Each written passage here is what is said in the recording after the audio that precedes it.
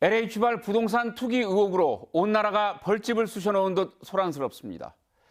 자치단체 공무원에 이어 단체장과 지방의원들까지 조사해야 한다는 목소리도 큽니다. 그래서 정부가 공개한 공직자 부동산 현황을 꼼꼼히 살펴봤습니다. 아니나 다를까 2주택 이상 보유한 단체장이 적지 않았고 일부 도의원은 투기 의혹을 떨치기 어려웠습니다. 관련 내용 집중 보도합니다. 도의원 39명 가운데 가장 눈에 띄는 사람은 익산의 김기영 의원과 장수의 박용근 의원 두 사람입니다. 김기영 도의원은 가족과 함께 30여 건의 부동산 지분 투자를 했습니다. 박용근 도의원은 건물만 9채로 주거용이 최소 8채나 됐습니다. 먼저 이승환 기자입니다. 지난 2006년 12월 토지거래 허가구역으로 묶인 고군산 군도입니다. 2010년 방조제까지 개통되면서 투기붐이 일었던 이곳에 김기영 도의원은 2014, 15, 16년에 걸쳐 여러 필지의 땅을 사들였습니다. 허가구역을 살짝 벗어났거나 구역 안쪽이라도 취득이 가능한 규모로 계야도, 무녀도, 비안도, 선유도, 야미도에 집중적으로 땅을 샀습니다.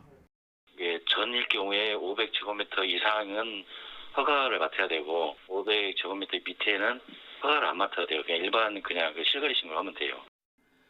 선유도의 한 필지는 공유자가 무려 20명이나 돼 전형적인 투기 형태로 보입니다. 연료교까지 개통된 가운데 올해 말 토지거래 허가구역의 재지정 여부가 결정될 상황. 이게 5년 기간이잖아요. 예. 그래서 지금 세 번째 지금 기간이에요. 올 연말까지. 연말 가서 또 그 재지정 여부를 도에다가 또 통보를 해야 하거든요. 김기영 의원의 땅 투자는 전라북도를 벗어나 멀리 제주도까지 미쳤습니다.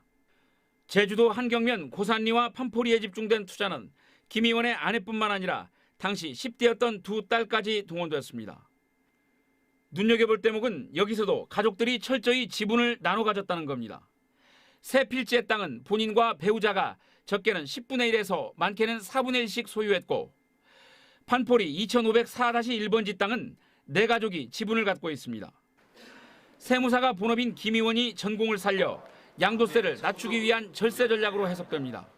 보면 이 사람은 그것을 어떻게 활용하고 사용하기 위해서 샀다기보다는 파는 것까지 염두에 둔 양도 차익을 노린.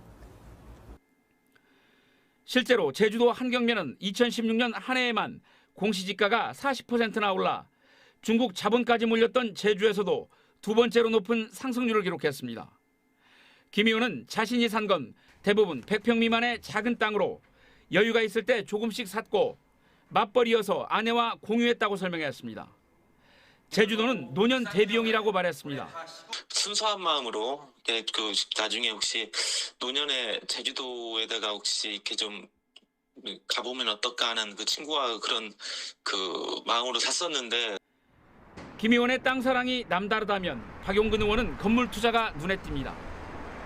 박 의원은 도청 앞에 2억 원짜리 오피스텔을 한 채 보유하고 있다고 신고했습니다.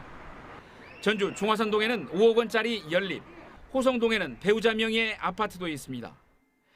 박 의원 부부가 보유한 건물은 모두 9채, 서울 강남과 전주에 2채의 오피스텔이 있고 연립주택과 아파트, 단독주택도 전주와 장수에 각각 2채씩 보유하고 있습니다. 흥미로운 건 주요 건물마다 돌려줘야 할 전세 보증금이 있고 금융권 채무까지 포함하면 14억 원이나 돼 결국 보증금을 안고 건물을 사는 갭 투자가 의심됩니다.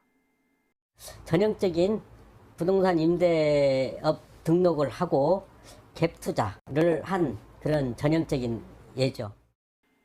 박용근 의원은 장수의 단독주택 2채는 형님으로부터 상속을 받은 것이고 자신은 결코 투기를 한 일이 없다고 부인했습니다. 갭 투자나 이런 것들은 전혀 내용이 없고 예기치 않게 집들이 나와서 이렇게 제가 대출을 받아서. 하지만 두 사람이 누구보다 전문적인 지식과 제도를 활용해가며 땅과 건물을 적극적으로 매입해온 만큼 투기 의혹을 떨치기는 어려워 보입니다. JTB 뉴스 이승환입니다.